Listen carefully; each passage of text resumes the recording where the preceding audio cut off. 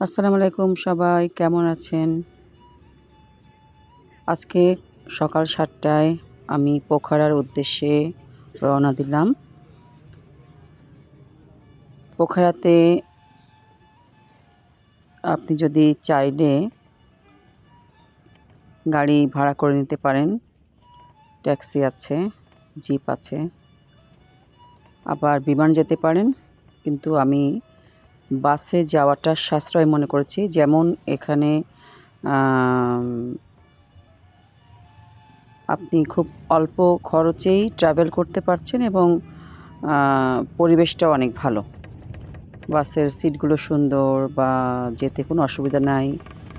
সুন্দর প্রাকৃতিক দৃশ্য দেখতে, দেখতে যাওয়া এবং পথে অনেক জায়গায় দাঁড়িয়েছিল, খাবারের ব্যবস্থা, সব রকম ব্যবস্থা ছিল।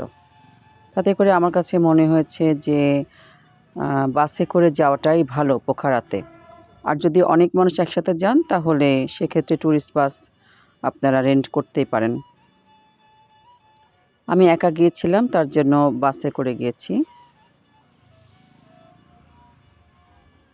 বাস ছাড়ার কিছু পরেই যখন শহর থেকে একটু বের হতে শুরু করলাম পোখরার দিকে, এত সুন্দর সুন্দর পাহাড়, দৃশ্য, আকাশ এবং নদীর যে বয়ে গেছে পোখারা পর্যন্ত, পথে যেতে যেতে পুরোটাই আমি নদী দেখতে দেখতে গিয়েছি এবং নদীর পানিটা না একদম আমার কাছে মনে হয়েছিল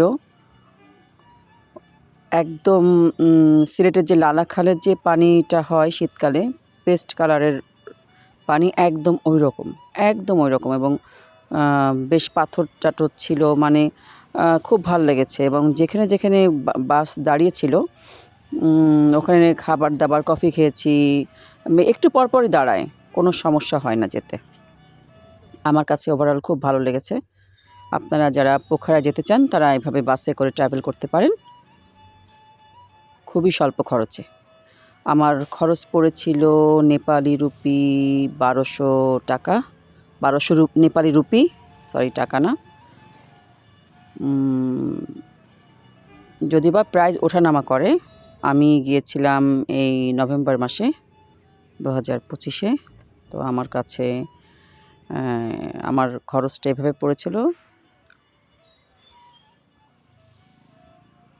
যাই হোক, আমার কাছে অনেক ভালো লেগেছে, তাই সবার সাথে শেয়ার করলাম। যারা আপনারা আগামীতে যাবেন তারা এই ভিডিও দেখে উপকৃত হবেন। পোখারাতে ঢোকার পরে আমি পাহাড়ের দেখতে পাচ্ছি, অন্নপূর্ণা রেঞ্জ দেখতে পাচ্ছি দূর থেকে একটু একটু, কী যে ভালো লাগছে। যাই হোক, দেখতে দেখতে শহরের ভিতর চলে আসলাম। এখনই হোটেলের দিকে যাচ্ছি আমি। তাই আজকে এই পর্যন্ত। আল্লাহ হাফেজ।